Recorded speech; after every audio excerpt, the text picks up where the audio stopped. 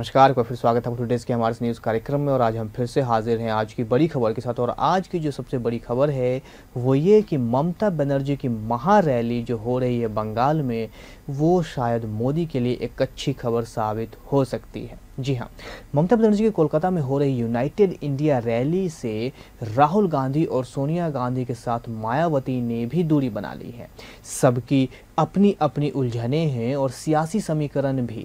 वैसे कांग्रेस और बीएसपी के प्रतिनिधि रैली में मौजूद रहेंगे, लेकिन मेहमानों की लिस्ट में लंबी लाइन है और राहुल गांधी, सोनिया गांधी और मायावती के होने की बात और होती। वैसे तीनों का एक साथ रहना तो मुमकिन नहीं था, लेकिन मायावती की दूरी बनाने की वजह से कांग्रेस के नेताओं से ज़्यादा खुद ममता बनर्जी ही लगती है, खुश दिखती है। ममता बनर्जी तो मायावती से पहले से ही प्रधानमंत्री पद की दावेदार हैं और रैली के आयोजन का मकसद भी उसी के लिए शक्ति प्रदर्शन है शायद।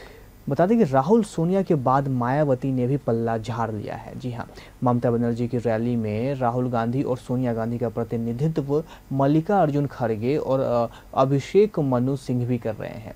कुछ वैसे ही जैसे कि ममता भी अपनी जगह प्रतिनिधियों को भेजती रहती हैं। कमलनाथ के शपथ ग्रहण में ये जिम्मेदारी दिनेश त्रिवेदी को सौंपी गई थी। मायावती के लिए रैली में निर्धारित सीट पर बैठने की खातिर बीएसपी नेता ने अपने करीबी और भरोसेमंद सतीश चंद्र मिश्रा को कह दिया है।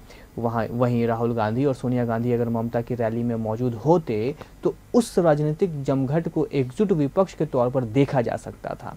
मायावती की मौजूदगी भी तीसरे मोर्चे की मजबूती दर्शाती है, लेकिन अब जो सीन नजर आ रहा है वो तीसरे मोर्चे से भी कुछ कमजोर लग रहा है।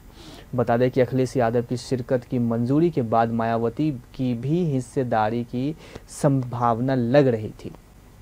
ऐसे में जबकि अखिलेश यादव मायावती के प्रधानमंत्री के रूप में सपोर्ट करने लगे हैं और कोलकाता में क्या रुख अपनाते हैं ये देखना दिलचस्प होगा।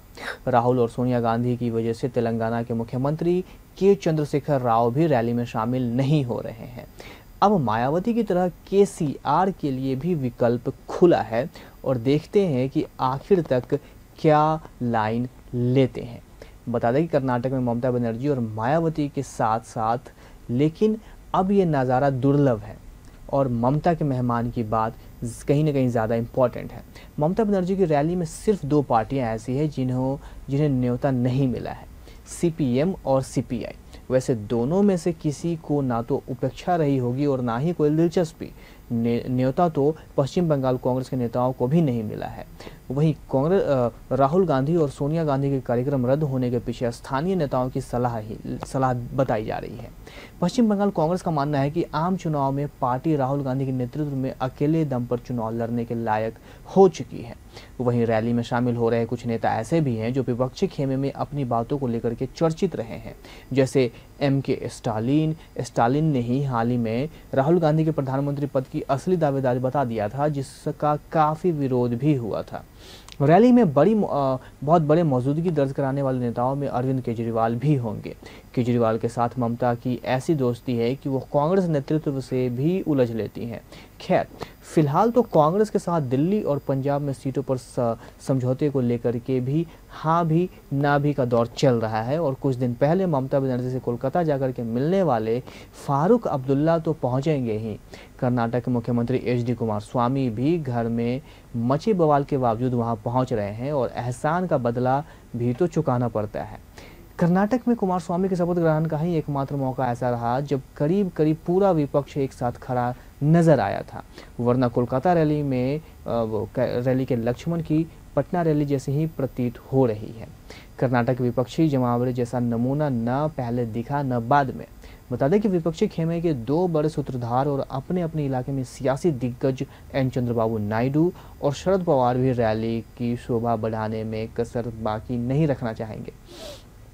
तृणमूल कांग्रेस की यह रैली कोलकाता के ब्रिगेड परेड ग्राउंड में हो रही है और आयोजन की नींव ही इस बात को लेकर के पड़ी थी कि ममता बनर्जी को प्रधानमंत्री पद का सबसे बड़ा दावेदार बनाया जा सके।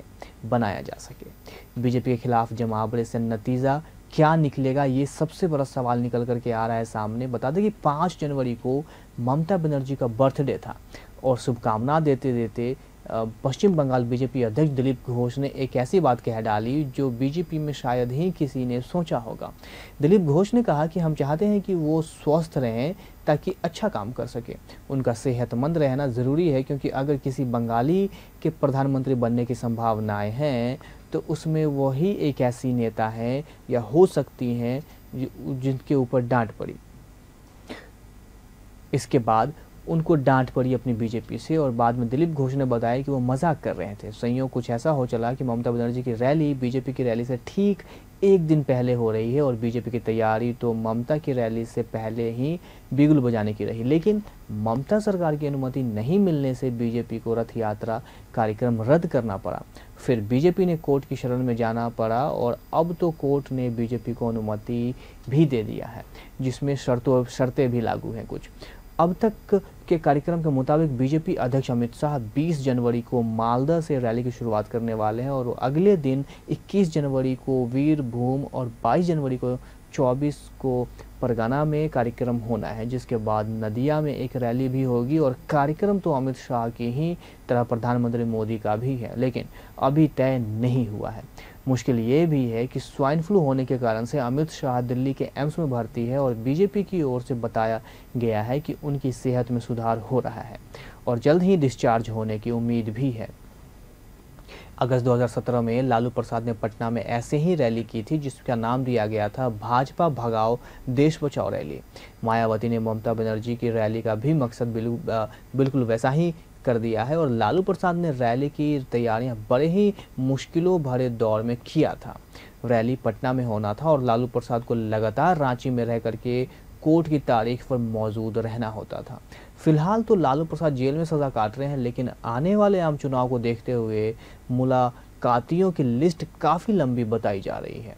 ममता बनर्जी ने लालू प्रसाद की रैली में बढ़ चढ़ करके हिस्सा लिया, और लालू की रैली में भी राहुल गांधी और सोनिया गांधी नहीं पहुंचे थे, और मायावती भी गच्चा दे गई थी। तब मायावती समाजवादी पार्टी के साथ तालमेल को लेकर के मंथन के दौर से गुजर रही थी। ममता की रैली में एक साख मौजूदगी भी संभावित है। बता दें कि 22 साल तक अरुणाचल प्रदेश के मुख्यमंत्री गेगांग अपांग भी रैली में शामिल हो सकते हैं। बीजेपी छोड़ चुके गेगांग अपांग ने अमित शाह को भेजे अपने इस्तीफे में लिखा है कि मैं यह देख करके निराश हूं कि मौजूदा भाजपा राजधर्म के सिद्धांतों का पालन नहीं कर रहा है, बल्कि एक ऐसा मंच बन गया है जो सत्ता चाहता है। ये ऐसे नेतृत्व की सेवा कर रही है जिसे लोकतांत्रिक फैसलों के विकेंद्रीकरण से घृणा है। ममता बनर्जी की रैली में जुटने वाले विपक्षी खेमे के नेताओं का उद्देश्य भी आने वाले चुनाव में प्रधानमंत्री मोदी को जोरदार टक्कर देने की तैयारी है। बता दें कि विपक्षी नेताओं का ये जमावड़ा भी तीसरे मोर्चे की होने वाले बाकी आयोजनों जैसा ही है, लेकिन बड़ा फर्क ये है कि इसमें प्रधानमंत्री पद के दावेदार कम और उनके समर्थक ज़्यादा दिखाई दे रहे हैं। तीसरे मोर्चे के नाम पर आम चुनाव से पहले हर बार होने वाले ऐसे आयोजन बेनतीजा ही खत्म होते रहे हैं, और इस बार भी कुछ अलग नहीं लग रहा है। और अगर ऐसी बातें होती रही तो शायद ये प्रधानमंत्री मोदी के लिए एक अच्छा इशारा है, एक अच्छा अनुभव होगा, क्योंकि कहीं ना कहीं अंत में इसका फ़ायदा बीजेपी को मिल सकता है। हम फिर से हाजिर होंगे ऐसे ही कुछ लेटेस्ट न्यूज़ के साथ। देखते रहें हमारा न्यूज़ चैनल, और अगर आप हम यूट्यूब पे देख रहे हैं तो हमें सब्सक्राइब करना बिल्कुल भी ना भूलें। धन्यवाद।